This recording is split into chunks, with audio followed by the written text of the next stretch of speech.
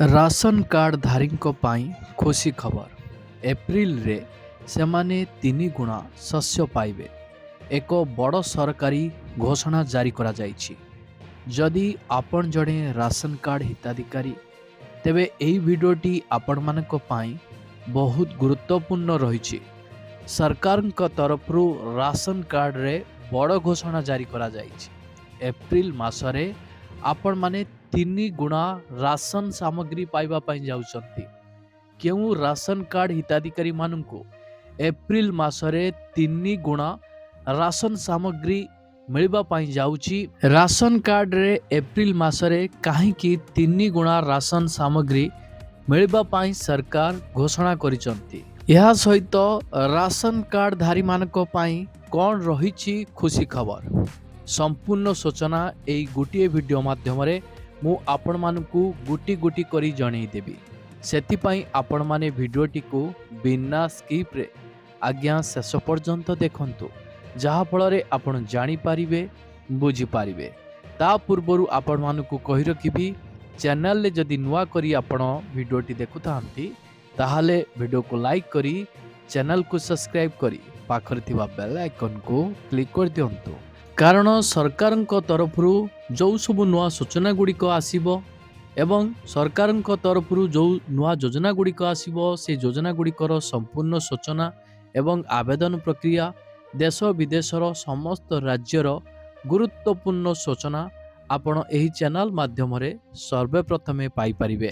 ଦେଖନ୍ତୁ, ମନ୍ତ୍ରୀ କହିଛନ୍ତି ଯେ କାର୍ଯ୍ୟଦକ୍ଷତା ଏବଂ ସ୍ୱଚ୍ଛତା ବୃଦ୍ଧି, ପ୍ରକୃତ ହିତାଧିକାରୀଙ୍କ ନିକଟରେ ପହଞ୍ଚିବା ସୁନିଶ୍ଚିତ କରିବା ଏବଂ ଖାଦ୍ୟଶସ୍ୟ ଚୋରିକୁ ରୋକିବା, ସମାଧାନ କରିବା, ଯେଉଁମାନଙ୍କର ଅସୁବିଧା ରହିଛି ଇତ୍ୟାଦି ଲକ୍ଷ୍ୟରେ ପିଡିଏସ୍ର ଡିଜିଟାଲାଇଜେସନ୍ କରାଯାଇଛି।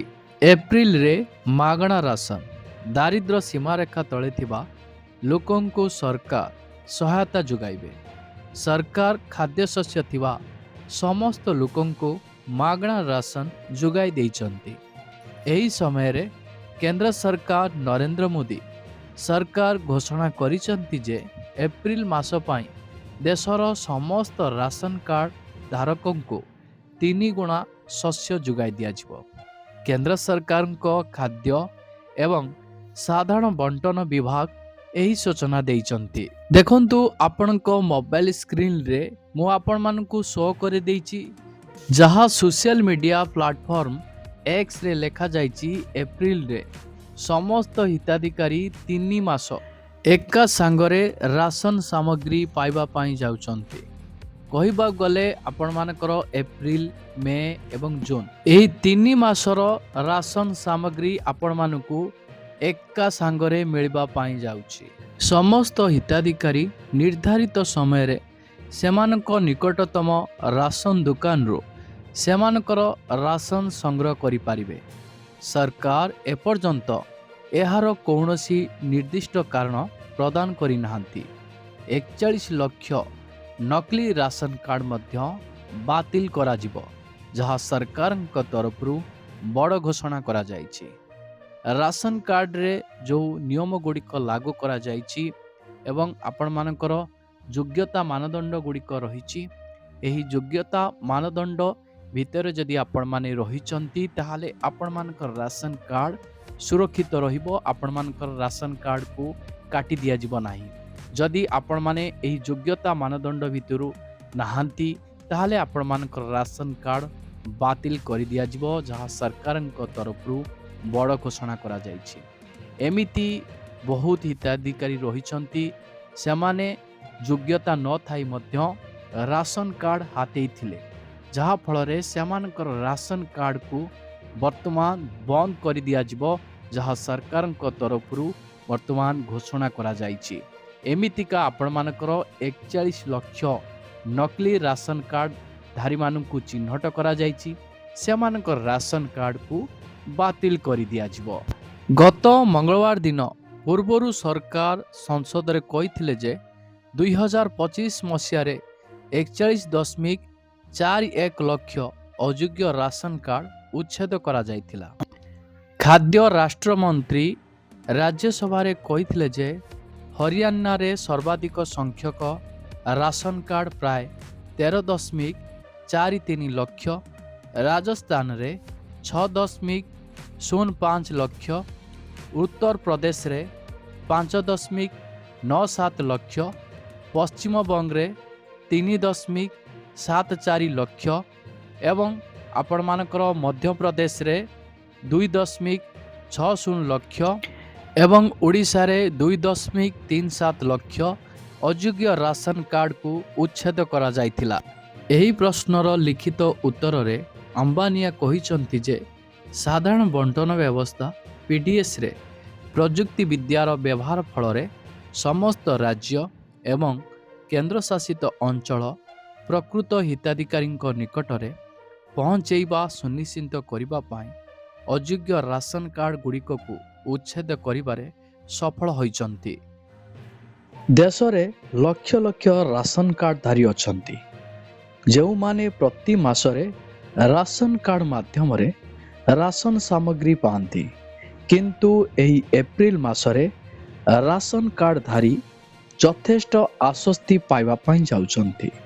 ମୁଦ୍ରାସ୍ଫୀତିର ଏହି ଯୁଗରେ ଯେତେବେଳେ ପରିବାରର ବଜେଟ୍ କଷ୍ଟକର ହେଉଛି, ସରକାର ଏକ ନିଷ୍ପତ୍ତି ନେଇଛନ୍ତି ଯାହା ସାଧାରଣ ଲୋକଙ୍କ ପକେଟ୍ ଏବଂ ଦୈନନ୍ଦିନ ଆବଶ୍ୟକତା ଉପରେ ସିଧାସଳଖ ପ୍ରଭାବ ପକାଇଥାଏ। ଏବେ ପ୍ରତି ମାସରେ ରାସନ କିଣିବାର ଚାପ ହ୍ରାସ ପାଇବାକୁ ଯାଉଛି। ଏହି ବର୍ଷ ଏକା ସାଙ୍ଗରେ 3 ମାସର ରାସନ ଯୋଗାଇ ଦିଆଯିବ। ଏହା ସିଧାସଳଖ ସେମାନଙ୍କ ଦୈନନ୍ଦିନ ଆବଶ୍ୟକତା ପାଇଁ ସରକାରୀ ରାସନ ଉପରେ ନିର୍ଭର କରୁଥିବା ପରିବାରଗୁଡ଼ିକକୁ ଲାଭ ଦେବ।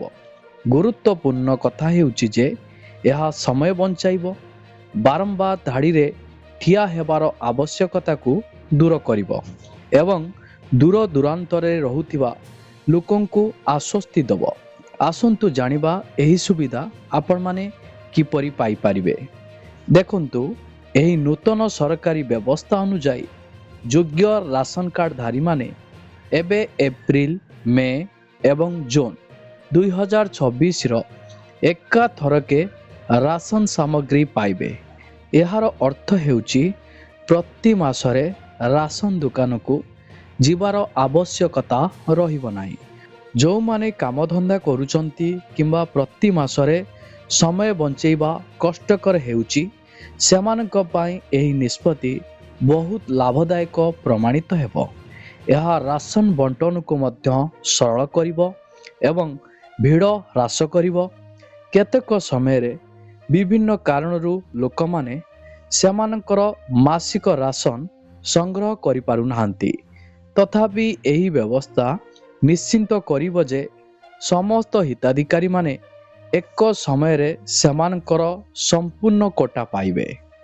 ରାସନ ସଂଗ୍ରହ କରିବା ପାଇଁ ହିତାଧିକାରୀମାନଙ୍କୁ ସେମାନଙ୍କର ନିକଟତମ ଫେୟାର ପ୍ରାଇସ୍ ଦୋକାନ FPSକୁ ଯିବାକୁ ପଡ଼ିବ।